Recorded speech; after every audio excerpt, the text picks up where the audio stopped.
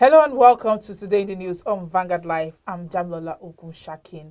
And of course, here on Today in the News, we read and give in-depth analysis of some of the stories making waves across Nigeria. And this morning, on the paper review, I'm starting with Vanguard. Vanguard is leading with Vanguard Agro-Business Roundtable, Insecurity, a policy somersault, others threaten food security. That's according to experts. You can see that story on page 10, and the writer says advocate focus on security of lives, properties. BOI, DBN, Fidelity Bank apps on increased collaboration. Here on the front page, we have a photo story here with writer that says a representative of President Muhammad Buhari and Minister of State for Foreign Affairs, Ambassador Zubairu Dada, representative of President of the Republic of Cameroon, Paul Biya, and Minister of Public Works, Mr. Emmanuel, Minister of Works and Housing, Mr. Babatunde Fashola, and others during the joint commissioning of the newly constructed two-lane border bridge over the Cross River at the Nigeria-Cameroon border at Mfomekong yesterday. And of course, you can see more of that story inside Vanguard newspaper.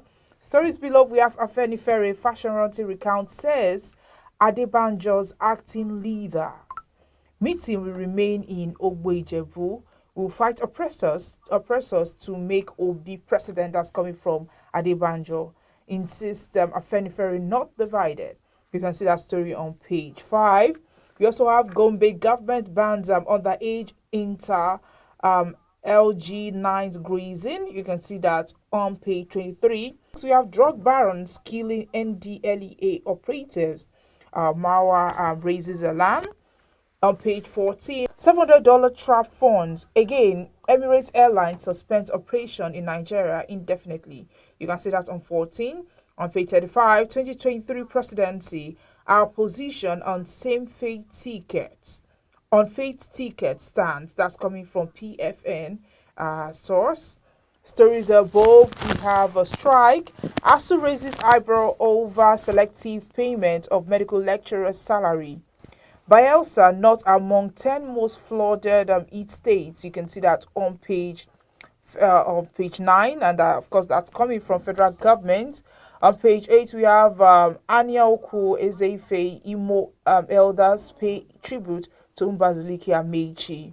And on our encounter here on page 13, it says I lost my entire family serving 29 years on death row. That's according to a 61-year-old driver. And lastly, on the front page of Vanguard, on page 13, we have foreign capital inflow to production sector up 83% to $457.7 million. You can see that story on page 19 of the Vanguard newspaper. Away from there, we move to the Punch, and the Punch this morning is leading with federal government plans supplementary budget over rising inflation and depreciation. Dollar closes at 895 naira on Thursday. Reps stick to 437.57 naira exchange rates. Government eyes more taxes, fewer incentives for Nigerians in 2023. Federal government mulls China Portuguese loan for railway projects. You can see that on pages 2, 19, and 22. And here we have a photo story, 3 photo stories with the writer that says a Nigerian-born woman, Azubike becomes a United States Army general. You can see that on page 24.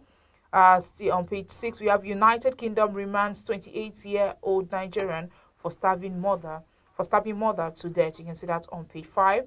And lastly, on the front page of the Punch newspaper, we have AFENIFERE senior chiefs to settle Fasoranti and Adebanjo Road. You can see that on page 27 of the Punch newspaper. And away from there, we move to The Nation. The Nation this morning is leading with article, Femi Raw over $5.9 million visa bill payment. Company writes PDP candidates. No agreement signed, says ex-VP's lawyer. There's a quote here. It says, Your Excellency, sir, you have intentionally refused and neglected to honor your part of the service agreement despite repeated demand from our clients. You can see that story on page 4. And lastly, on the front page of the Nation newspaper, we have federal government blames state for rising out of school children. That can be seen on page 8 of the Nation. Away from there, we move to the Guardian. The Guardian this morning is leading with after Emirates, more airlines to quit over $500 million trap funds. CBN reps interventions have not helped crisis. Emirates departure we urge local travelers more. Travel agency says we are not threatened by withdrawals. That's coming from Sirica. And you can see that story on page 6 of The Guardian. And stories above, we have CUPP, Tinubu AO Obasanjo as parties announce ceasefire in utopian civil war. You can see that on page 2. Kanu takes battles for freedom to Supreme Court. You can see that on page 25. And lastly, on the front page of the Guardian newspaper, we have stopped backing infrastructural loans with natural resources. Additional warns African government. You can see that on page 3 of the Guardian newspaper. And that's what we have on the front pages of the dailies this morning. Join us after the break as our guests will be analyzing the stories.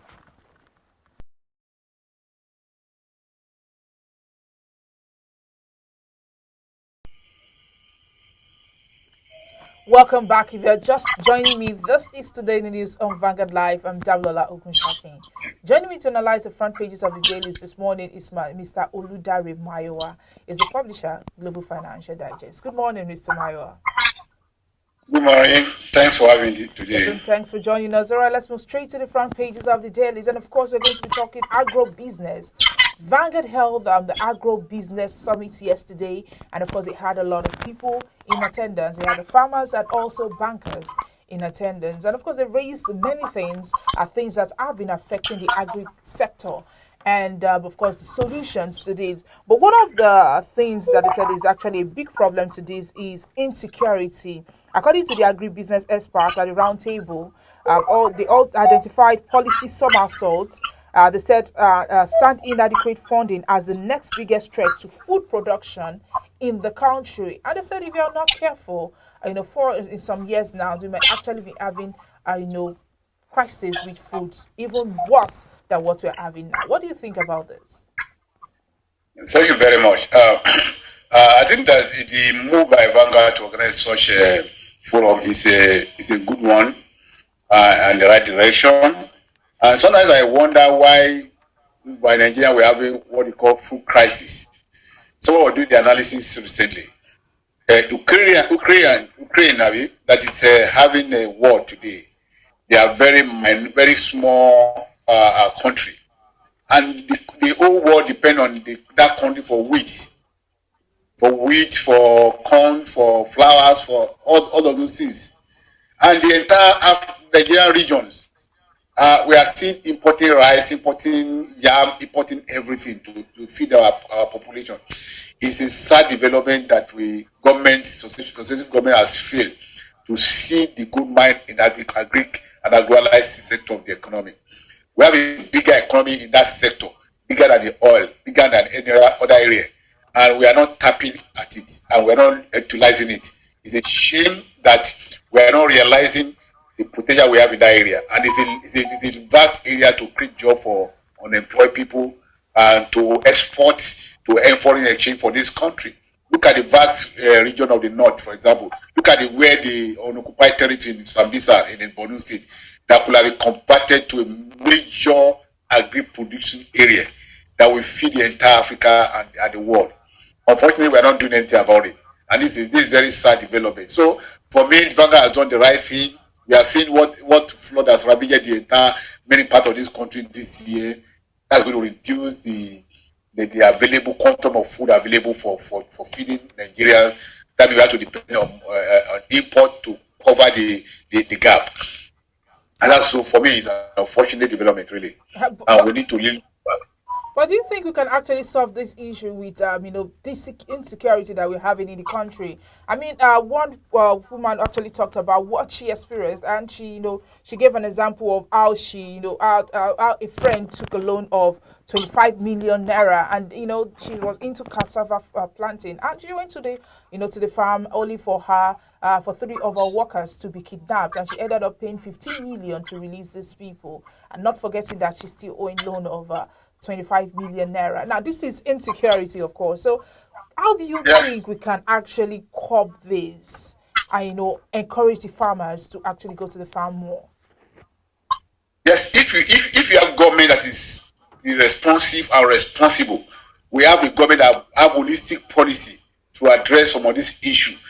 Let me tell you something. One of the challenges that faces the country at the area of security is the unemployment, and because people are idle, people are not finding things to do, and as a result, they find opportunity in tourism and banditry and the rest, because those are more attractive. The Boko Haram, the SWAP, and the terrorists, they recruit people from the unemployment pool.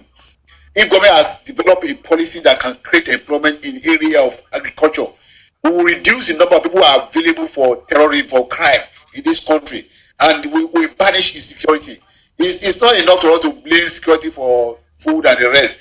Government need to be decisive about it. It must have a holistic policy that address all the areas of concern in terms of loan facility for the sector, in terms of access to land, in terms of providing facilities, equipment for mechanized farming in this country, and ensuring that there are security all over the country, all over the country. These are the policy challenge that government need to decisively implement it, so that we can have a sector that is competing with the oil sector, that is contributing the ICT, and that we are able to feed our country. The minimal demand from government is that food for all. If Nigeria can find food to eat, there will be less tension in the country. It's because people are hungry that they resort to crime, they resort to so many other things. So these are one of the areas we can address insecurity in this country, ensuring that we have massive production of food and that food available for people to eat, and people can feed themselves. The incentive for crime will be reduced. So for me, is it on the table of the government to do the right thing? And that the more we have, for example, all this yes men cattle rearing that is stopping farmer and the rest across the country. Government can actually, we have people who are rearing cattle, and they are producing meat. There are so much share that the value chain in that area alone is enough to feed a millions of people and to keep them working. And if you organize them in a way that they can, or they organize themselves in a modern way, deploy the technology to rear their cattle, to make their cattle, and even the meat itself, we can export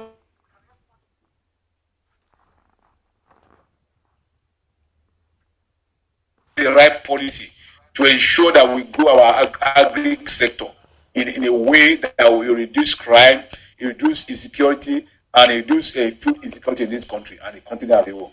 I think I must ask you this one. What do you think about the rising cost of rice in the country right now? Have you been to the market? We have flood. Yeah, 40,000 per bag. As we are following up on those things. That's what we're saying. The same issues, same challenges. Yeah, for example, what we are seeing today, we are seeing flood all over the place that destroyed farm, that destroyed paddy rice and the rest. Definitely, this is going to affect the country. And let me tell you on this issue of flooding too. Government could have addressed it before Cameroon released the dam that flooded part of this country. There are people. The Nigerian government needs to build smaller dams. I can recall in some part of Ogun State when you leave Baga going towards Lagos, around the Long Bridge. There was a time that flood overrun the entire place and destroyed properties and other places. The government released money to the Ogun State government to build smaller dams, so that they can, when they release the water from your dam, those smaller dams will retain them, so it won't have devastating effect on the populace and the farmland along that coast. But unfortunately, those money was mismanaged.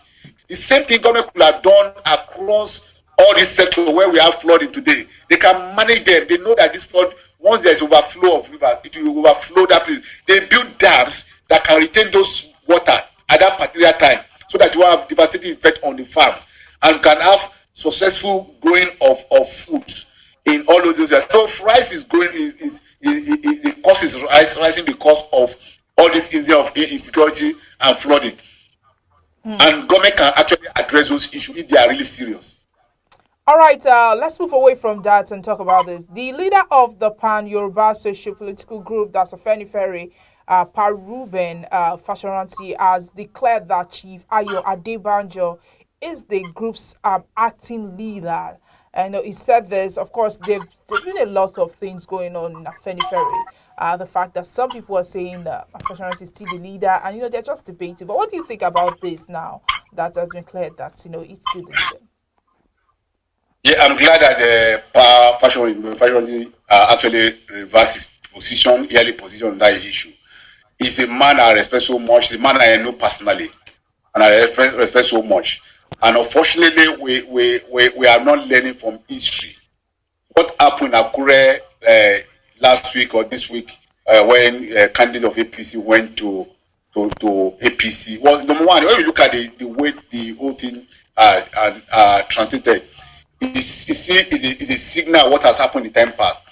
The candidate of APC has always working hard to divide AFENIFERE. He has never belonged to that group in any way beyond the time he was in 1999 when he was made governor of Lagos State, actually. And since after that, if you look at history, he has only been working to rubbish the association. He has only been working to diminish their influence in the Yoruba land.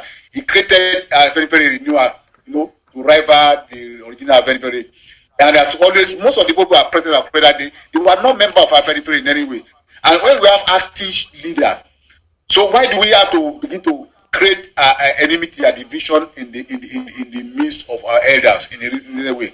If your elders are doing something wrong, there's a way we can manage mechanisms to resolve that issue without creating any influence of, resemblance of crisis in that body. So I'm glad today that the Fasoranti has admitted that Adebanjo is the acting leader, and if you have an acting leader of a group, he has the right to lead the group to whatever direction the group want to go. So creating division is a political, which is not all well for the Yoruba land, and I'm sure the politicians will try to divide the group for their own selfish interest. This should be resisted by all means. For me, that's my own position on that very issue. And Adebanjo is the leader of the AFENIFERE as of today, and nothing changed that. And he has the capacity to lead the country. So nobody can see when he's an active leader now. It means that we cannot claim that AFENIFERE has endorsed somebody. The different from the one the AFENIFERE actually endorsed prior to that time. So for me, it's a good news that Papa unfortunately has recanted and has seen the light in recent development in Yoruba land. All right, let's talk about ASUU. ASUU has accused the federal government of trying to break its rank by selecting some medical lecturers for payment of their withheld salaries, while other academic staff are left unattended to. What do you think about this? It's very tactics. Very it dies in a way. Number one, ASUU should not expect that they didn't work for 8 months and they want to collect money for 8 months. I think it's very wrong. And the earlier the better we realize this and put in place that you cannot stay away from work for 8 months. I want to collect the same salary for that period of we are not at work. But Mr. Mayowa, the union said medical lecturers at the Usman Danfodio University Teaching Hospital in Sokoto have been paid 7 months of salaries. Yeah, well, probably that's the defect on the part of the management of that school, or probably who are paying there. I'm not sure they have incorporated them on IPPC as so far. So for me, that could be a bureaucracy error on that part, which is unfair. If once you are doing that, then you do for all. But for me, generally, that's my general view that ASUU should not expect to receive salary for the work they have not done. But what do you think about just selecting some people, paying them? That's very wrong. For me, it's very wrong for government to do that. If you are going to do that, then do it for every one of them. That's a position that government should correct. Once you are started doing that, then you should extend to the rest of the group. But beyond that, like I said, we need to have a policy that says if you stay away from work for so long, you can't expect to get salary for that. All right, thank you very much, Mr. Oludari Mayowa. But let's end this and on a lighter note with Mr. and Mrs. And the first person speaking this morning is Mrs. She says, "So nothing in skirts is safe with men anymore. You guys have graduated from sugar mummies to something else. I was stunned to hear you address a 60-year-old woman as honey mommy." And Mr. replied, "What do you expect me to call an elderly woman who sells honey?" That's a tactical dodging of the question so that you won't land yourself in trouble. I commend that guy for an expert answering the question, providing answer to that question. And that's lovely coming from. Thank you very much, Mr. Lidari Mayowa, for joining us this morning. Thanks for having me today. Yes. And have a lovely day. And you too. And of course, he's a publisher, Global Financial Digest. He just reviewed and analyzed some of the stories on the front pages with us this morning. Now, to get more of our top stories, you can follow us on all our social media platforms showing on your screen. On Facebook, Instagram, Twitter, TikTok, our WhatsApp number is also displayed on your screen. It's bye from me, Damilola Ogunshaki. And thank God